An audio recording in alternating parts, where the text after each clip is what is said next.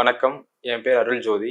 நான் 2025ஆம் ஆண்டு நடைபெற்ற சிவில் சர்வீஸ் தேர்வுல ஆல் இண்டியா ரேங்க் 723 வாங்கியிருக்கேன். அது எனக்கு ரொம்ப மகிழ்ச்சியா இருக்கு.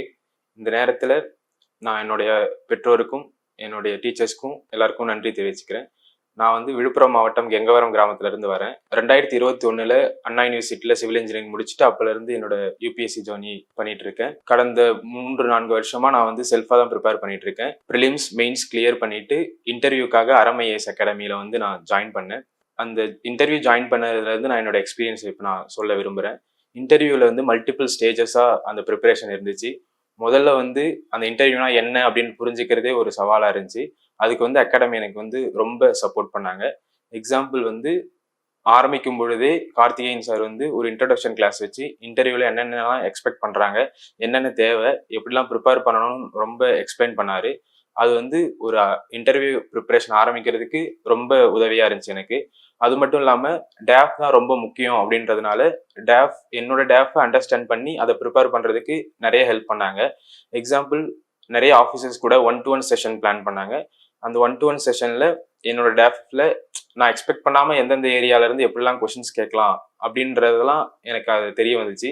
ஸோ அதை தெரிஞ்சுக்கிட்டு அதுக்கேற்ற மாதிரி ப்ரிப்பேர் பண்ண எனக்கு ரொம்ப யூஸ்ஃபுல்லா இருந்துச்சு. அது மட்டும் இல்லாம இதுக்கு முன்னாடி ப்ரீவியஸா எந்தெந்த மாதிரி கொஸ்டின்ஸ்லாம் ஏன் டேஃப் ரிலேட்டடா வந்திருக்கு அப்படின்றதெல்லாம் கம்பைல் பண்ணி எனக்கு கொடுத்தாங்க. அதுவுமே என்னோட ப்ரிப்பரேஷனை ஸ்ட்ரென்தன் பண்ண ரொம்ப ஹெல்ப்ஃபுல்லா இருந்துச்சு. டேஃப்க்கு அப்புறம் 2 பார்ட் நாலேஜை இம்ப்ரூவ் பண்ண வேண்டியிருந்துச்சு. அதே சமயம் என்னோட பர்சனாலிட்டியும் நான் டெவலப் பண்ண வேண்டியிருந்துச்சு. அதுக்காக என்ன பண்ணாங்கன்னா, நாலேஜ்க்காக நிறைய இம்பார்ட்டன்டான டாபிக்ஸ்க்கு தனித்தனி செஷன்ஸ் வச்சு அதில் நிறைய எக்ஸ்பர்ட்ஸை கூப்பிட்டு பேச வச்சாங்க. ஃபார் எக்ஸாம்பிள், டிசாஸ்டர் மேனேஜ்மெண்ட்னா அது சார்ந்த எக்ஸ்பர்ட்ஸை கூப்பிட்டு அதை பற்றி பேச வச்சாங்க. ஸோ அந்த பர்டிகுலர் சப்ஜெக்ட்ல இன்டெப்த் அண்டர்ஸ்டாண்டிங் எனக்கு கிடைச்சிது. அதே சமயம் பர்சனாலிட்டி சைட்லையும் நிறைய இனிஷியேட்டிவ்ஸ் பண்ணாங்க. For example, public speaking class arrange பண்ணாங்க. அது ஒரு 5 days 6 days நடந்துச்சு. அதில் நான் ஒரு பர்சனலாக ஒரு ரிசர்வ்டு டைப். அதுலேருந்து வெளியே வர்றதுக்கு அது ரொம்ப ஹெல்ப்ஃபுல்லாக இருந்துச்சு. அதே சமயம் Karthikeyan sir opinion formation class அப்படின்னு சொல்லிட்டு நிறைய இப்போ தமிழ்நாடு, இந்தியா அளவில் இருக்கிற இஷ்யூஸ்க்கு எப்படி நம்ம ஒப்பீனியன் ஃபார்ம் பண்ணுறது, இன்டர்வியூவில் அதுக்கு எப்படி ஆன்சர் பண்ணுறது அப்படின்றதுக்காக அதுக்காகவே ஒரு தனி கிளாஸ் வச்சுருந்தாரு. அதுவுமே ரொம்ப ஹெல்ப்ஃபுல்லாக இருந்துச்சு. அது மட்டும் இல்லாமல் நிறைய செஷன்ஸ், ஃபார் எக்ஸாம்பிள், கவர்னர் கிட்ட கூப்பிட்டு போய் ஒரு செஷன் பிளான் பண்ணாங்க. இப்போ கவர்னர் கிட்ட நான் ஒரு கொஸ்டின் அங்கே கேட்க வாய்ப்பு கிடைச்சிச்சு. அதை நான் பண்ணும்போது என்னோட பர்சனாலிட்டி இம்ப்ரூவ் ஆச்சு. எனக்கே என் மேலே ஒரு கான்ஃபிடென்ட் வந்துச்சு. பர்சனாலிட்டி இல்லாமல் அதுக்கப்புறம் இண்டிவிஜுவல் கேர் ரொம்ப இருந்துச்சு. ஏன்னா நான் 12th வரைக்கும் தமிழ் மீடியமில் படித்ததால இன்டர்வியூ இங்கிலீஷில் கொடுக்க எனக்கு கொஞ்சம் தயக்கமாக இருந்துச்சு. இங்கிலீஷில் பேச கொஞ்சம் தயக்கமாக இருந்துச்சு. ஸோ இதை நான் அகாடமியில் போய் சொல்லும் பொழுது செந்தில் சார் எனக்கு தனியாக ஒரு பர்சனல் ட்ரைனர், இங்கிலீஷ்க்காகவே பர்சனல் ட்ரைனர் கொடுத்து நான் ஒரு 20 days 30 days டெய்லி ப்ராக்டிஸ் பண்ணேன். அது என்னோட இன்டர்வியூ மார்க்கில் ரிஃப்ளெக்ட் ஆனதை என்னாலே பார்க்க முடிஞ்சுச்சு. அண்ட் இதெல்லாம் முடிஞ்சு நான் ஓரளவுக்கு ப்ரிப்பேர்டாக இருக்கும்போது நிறைய டைம் எனக்கு கான்ஃபிடென்ட் திரும்ப லோ ஆகும். அப்படி கான்ஃபிடென்ட்லாம் குறையும் போது திரும்ப நான் இருக்க இடம் அகாடமி தான். அங்கே எனக்கு இந்த மாதிரி கஷ்டமா இருக்கு அப்படின்னு சொல்லும் பொழுது என்னை திரும்ப திரும்ப மோட்டிவேட் பண்ணி என்னோட ப்ரிப்பரேஷன் ஃபுல்லாக கம்ப்ளீட் ஆகிற வரைக்கும் என்னை ஒரு கான்ஃபிடென்ட்டாக வச்சுருந்தாங்க. ஸோ இது மட்டும் இல்லாமல் இன்டர்வியூக்கு முன்னாடி ப்ராக்டிஸ் ரொம்ப முக்கியமாக இருந்துச்சு. ப்ராக்டிஸ்க்கு மார்க் மட்டும் இல்லாமல் ப்ரீ மார்க்னு ஒன்று வச்சுருந்தாங்க. ப்ரீ மார்க்கில் என்னோட டேஃபை நிறைய பார்ட்ஸாக பிரித்து கொஞ்சம் கொஞ்சமாக நான் ப்ரிப்பேர் பண்ணி அடிக்கடி நான் இங்கே அறம்ல இருக்கிற மென்டர்ஸ், டீச்சர்ஸ் கூட பேசும்போது அதுவுமே எனக்கு ரொம்ப ஹெல்ப்ஃபுல்லாக இருந்துச்சு. அது மட்டும் இல்லாமல் நான் நிறைய மார்க்ஸ் இங்கே அகாடமியில் கொடுத்தேன். மார்க்ஸ் நிறைய இடத்துல ஸ்லாட் கிடைக்கவே கிடைக்காது. பட் நான் எப்போ கேட்டாலுமே எனக்கு ஸ்லாட்ஸ் அரேஞ்ச் பண்ணி நிறைய மார்க் கொடுத்து என்னை இம்ப்ரூவ் பண்ண ரொம்ப ஹெல்ப்ஃபுல்லாக இருந்துச்சு. இந்த மாதிரி இன்டர்வியூ ப்ரிப்பரேஷன் ஸ்டார்டிங்லேருந்து எண்ட் வரைக்கும் கம்ப்ளீட்டாக ரொம்ப ஹெல்ப்ஃபுல்லாக இருந்துச்சு.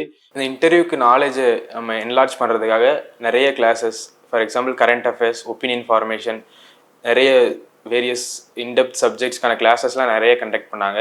அந்த கிளாஸஸ் மட்டும் இல்லாமல் அந்தந்த டாப்பிக்கில் நல்லா ரிசர்ச் பண்ணி வெல் ரிசர்ச் டாக்குமெண்ட் கொடுத்தாங்க.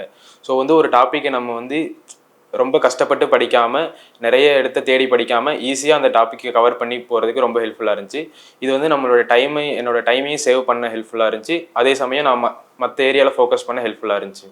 இது மட்டும் இல்லாமல் நான் இப்போ ஸ்டடீஸில் ஃபோக்கஸ் பண்ணும்பொழுது மற்ற விஷயங்கள்லாம் எனக்கு ப்ராப்ளம் இல்லாமல் இருக்கணும் அப்படின்றதுக்காக என்னை கம்ஃபர்ட்டாக வச்சுக்கிட்டாங்க. ஃபார் எக்ஸாம்பிள், நான் இன்டர்வியூ ப்ரிப்பரேஷன் முழுசுமே அறமோட அக்காமடேஷன்லாம் இருந்தேன். அங்கே ஃபுட்ல இருந்து மற்ற விஷயங்கள் எல்லாமே எனக்கு எந்த ஒரு தடையும் இல்லாமல் கிடைச்சது. அதனால நான் ஸ்டடீஸில் ஃபோக்கஸ் பண்ண ஹெல்ப்ஃபுல்லாக இருந்துச்சு. அது மட்டும் இல்லாமல் இன்டர்வியூக்கு டெல்லி போயிட்டு வர்றது ஒரு புது விஷயம். நான் முதல்ல டெல்லிக்கு போகிறேன். ஸோ வந்து டெல்லிக்கு போயிட்டு வர்றது, அங்கே ட்ராவல் எல்லாமே அவங்க பார்த்துக்கிட்டாங்க. அது மட்டும் இல்லாமல் எந்த பிரச்சனைனாலும் உடனே கான்டாக்ட் பண்ணி எந்த ஒரு இஷ்யூ இல்லாமல் நான் இன்டர்வியூ கம்ப்ளீட் பண்ணிட்டு வர ரொம்ப ஹெல்ப்ஃபுல்லாக இருந்துச்சு.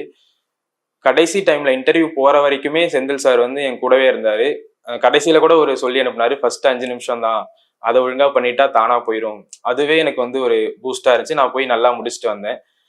அந்த இன்டர்வியூ முடிகிற வரைக்கும் மட்டும் இல்லாமல் இன்டர்வியூ முடிஞ்சதுக்கு அப்புறமும் அவங்களோட சப்போர்ட் கண்டினியூஸாக இருந்துகிட்டே இருக்கு. இன்னும் ஃபியூச்சர்லையும் இருக்கும். ஏன்னா நான் என்னோட ரேங்க் இம்ப்ரூவ் பண்ணுறதுக்கும் அகாடமி கண்டினியூஸாக சப்போர்ட் பண்ணும் அப்படின்னு நான் நம்புகிறேன். கடைசியாக என்னோட இந்த 2 months இன்டர்வியூ ப்ரிப்பரேஷனில் என்னோட எக்ஸ்பீரியன்ஸ் வச்சு நான் சொல்கிறேன். நான் வந்து ஒரு தமிழ் லிட்ரேச்சர் ஸ்டூடெண்ட். ஸோ அதனால் நான் அறம் சார்ந்து நிறைய விஷயங்கள் படிச்சிருக்கேன். உதாரணமாக திருக்குறள், சிலப்பதிகாரம் நிறைய படிச்சிருக்கேன். ஸோ அதை வச்சு இந்த அறம் என்ற பேர் வந்து ஒரு பெயரளவு மட்டும் இல்லாமல் அறம் ஐஏஎஸ் அகாடமி வந்து அவங்களோட செயல்கள்லையும் அதை காமிக்கிறாங்க அப்படின்றத நான் சொல்கிறேன். தேங்க்யூ.